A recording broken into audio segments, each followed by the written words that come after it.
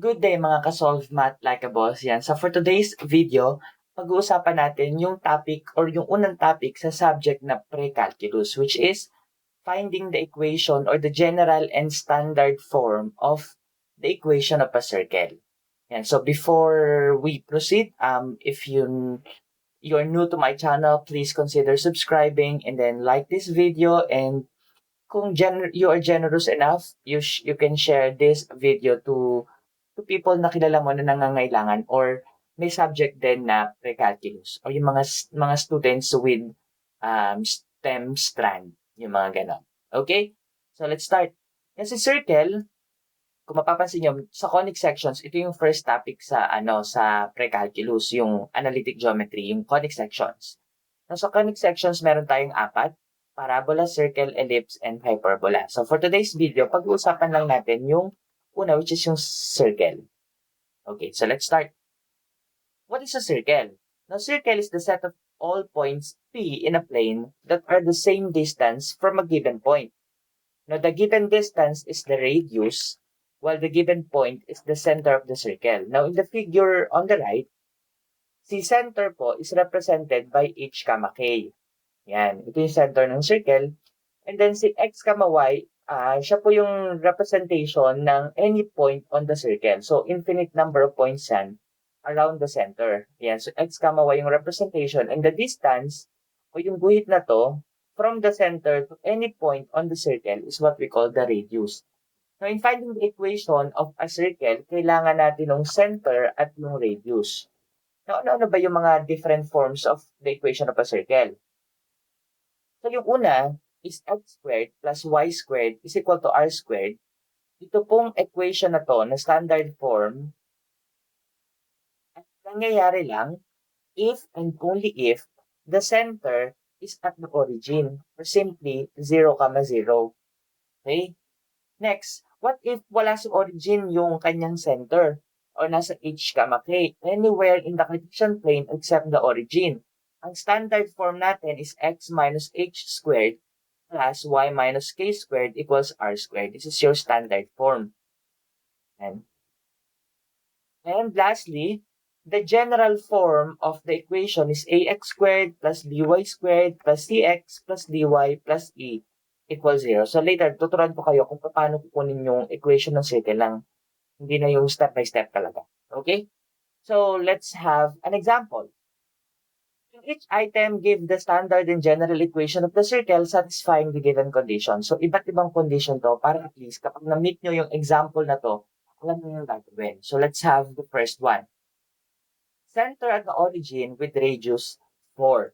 Now, sabi ko nga, kapag origin ng center, automatic, yung h and k mo is at 0, 0. Ito yung pinakamadaling sagutan. Kapag ang center mo ay nasa origin, you just simply copy or yung maging guide mo lang yung first equation na binigay ko kanina. Basta pag center at origin, automatic x squared plus y squared is equal to yung r mo, yung 4, which is magiging 4 squared na. Now, your standard form is x squared plus y squared equals what is 4 times 4? So that's 16. So this is now your standard form. Now, what is your general form? Pag general form, i-equate mo lang siya kay 0. So, x squared plus y squared, ililipat mo lang si 16 sa kaliwa. So, magiging minus 16 na siya equals 0. This is your general form. Ganun lang kasimple. Okay. Next, number 2. The center is at 3, 1 and the radius is 5. So, sa second condition or sa second problem, ang binigay po na center ay wala na sa origin. So, meron na tayong h, k na 3, 1. So, paano natin kukunin ang standard and general? So, sa standard, sundin lang natin yung formula kanina ng x minus h squared plus y minus k squared equals r squared. Palitan mo lang ang h. Basta yung h and k lang yung papalitan mo. So, since parehas ang positive, pagdating dito sa baba, magiging negative na siya. So, magiging x minus 3. Tandaan nyo na lang yon. Positive. Pagdating sa, para hindi kayo malito kasi baka mamaya negative yun dito. Pagdating dito, i-negative nyo pa rin. So, magiging plus na yon. Basta change the sign. So, x minus 3 squared plus y minus 1 squared equals yung radius mo, 5 squared. na ngayon yung standard form. Hindi pa pala. Isa pa. X minus 3 squared plus y minus 1 squared equals 25. So, this is your standard form. Yan. So, na-simplify, evaluate ko lang yung si 5 squared. Kaya siya naging 25. Now, paano ngayon yung general form? Ganito lang, makinig. Kapag general form, ang radius natin ay whole number, automatic x squared plus y squared na agad yan. Huwag kayong malilito doon. Sa general form, x squared plus y squared agad. Okay?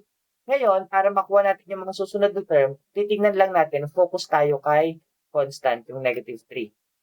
So, ang gagawin tsaka yung negative 1. Yung third term, ang gagawin lang natin, si negative 3 times mo lang sa 2, so magiging negative 6. So, negative 6, tapos dikitan mo lang siya ng x kasi nandito siya sa loob.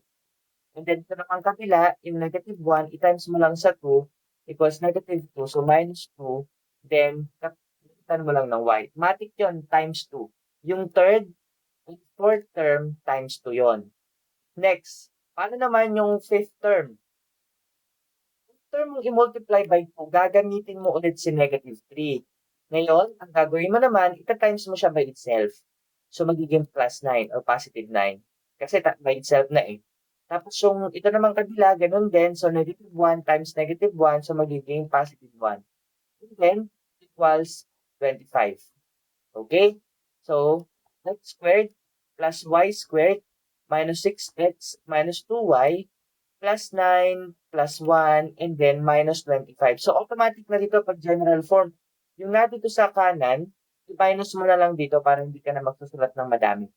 So, magiging final answer natin, x squared plus y squared minus 6x minus 2y. And then, solve mo lang to. 9 plus 1, so 10, minus 25.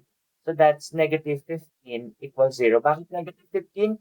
Kasi 10 minus 25, kapag mag-iba ng sign, subtract, then kapag the sign of the larger number. Since larger si 25 at ang sign niya negative, kaya negative to. This is your general form. Now, using this shortcut, pwede na natin ma-solve to. Pero this time, sa third condition, ang ating radius ay may square root. So, madali lang yan. Ganito lang yan. Okay?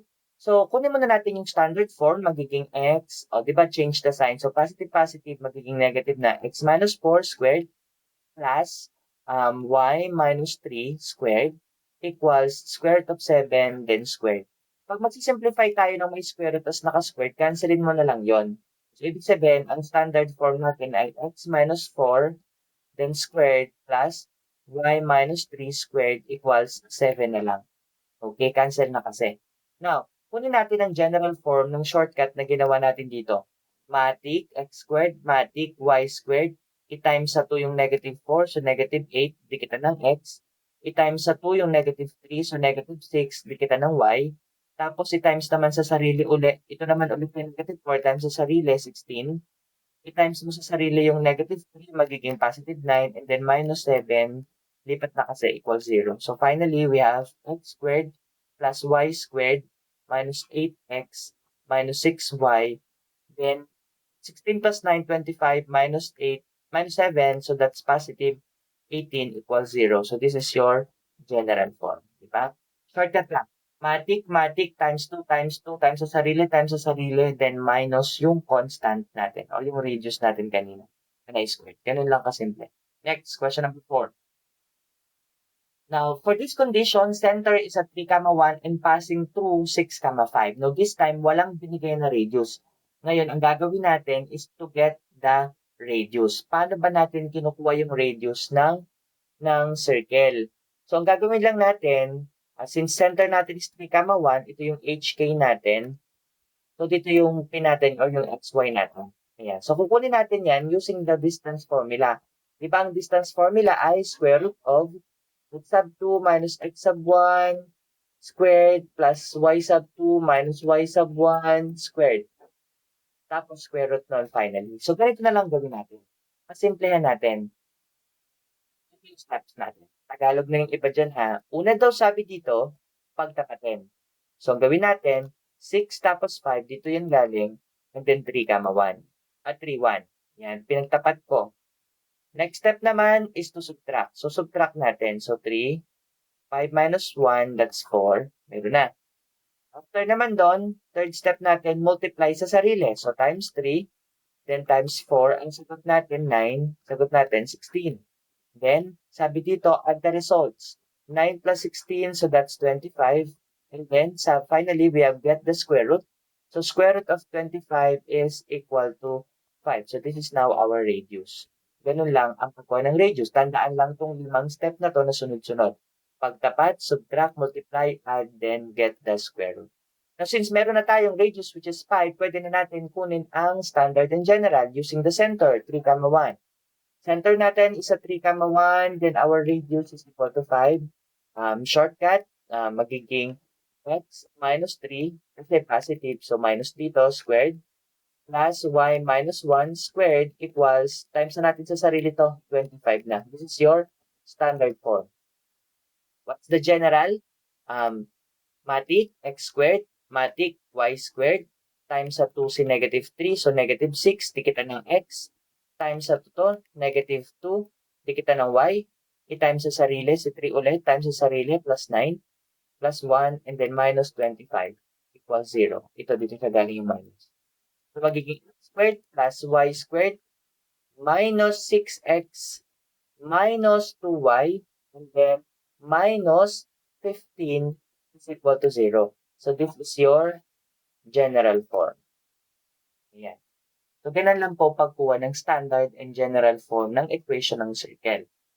Now, this time, another, vice versa naman tayo. Identify the center and radius given the equation in each item.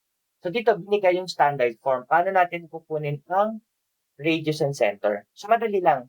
Ganito lang yan. Kapag ang equation natin ay nakita mo na ganun, x squared plus y squared, automatic ang center na dyan is 0, 0. Pag wala kang nakitang x and y lang, or yung c and d, automatic center is at 0, 0. And then get the radius, just get the square root of the constant term here.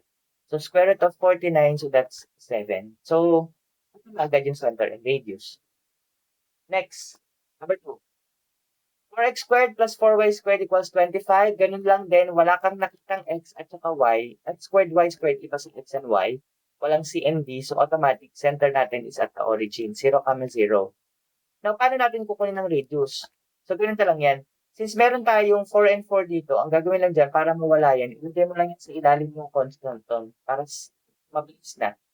Ganun lang. So, meron na tayong 25 over 4. Tapos, saka natin kunin ng square root. Ano ba yung square root ng 25? So, 5. Ano ba yung square root ng 4? That's 2. So, ibig sabihin, ang radius natin is at 5 over 2.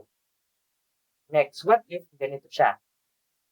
Ang ating equation ay x squared plus y squared minus 12x minus 10y equals negative 12. Now, this is written in expanded form or yung general form natin. So, paano natin kukunin ng center and radius? Automatically, hindi siya 0, 0 na center. H, na yan. Ganito lang ha. Shortcutan lang natin. Di ba kanina para makuha natin yung equation na times tayo sa 2? Ganito lang gagawin. Opposite nun, divide. Divide mo lang itong dalawang to sa 2.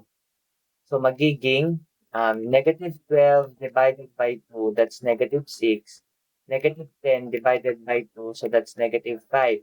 So, meron ka ng x minus 6 squared plus y minus 5 squared. Yan no yung ating, sa standard form tayo ha. Tapos, anong gagawin natin dito? Dito sa equals na to. So, ang gagawin lang natin dyan, yung negative 12, copy lang natin, tapos ipa-plus natin. Di ba kanina, ito times natin sa sarili, ganun din dito. Di ba? Yung na-divide natin, times natin, so magiging 36 yan. Ilalagay natin dito. Okay? Tandaan yon. Times sa sarili, negative 6 times negative 6, so plus 36. Then, ito naman, yung 5 naman dito, so magiging plus 25. Yan. So, magiging x minus 6 squared plus y minus 5 squared equals negative 12 plus 36, so that's 24. So, tira ko sa mag-iba ng sign. Plus 25, so that's 49. So, this is your standard form. Bumalik tayo sa standard form from general to standard. Now, kapag standard form ng ating equation, madali nang kunin ng center. Just change the sign of negative 6 and negative 5. Di ba kanina nag-change din tayo ng sign? Ganun lang. Center is at 6, 5. with radius of 7, square root of 49. So that's how you get the center and radius. So, yon. I hope you learned something from this, how to get the standard in general and vice versa. So this has been your host, joke lang. I'm Larry, and yun nga, sabi ko kanina, if you're new, please consider subscribing. Thank you for listening. God bless.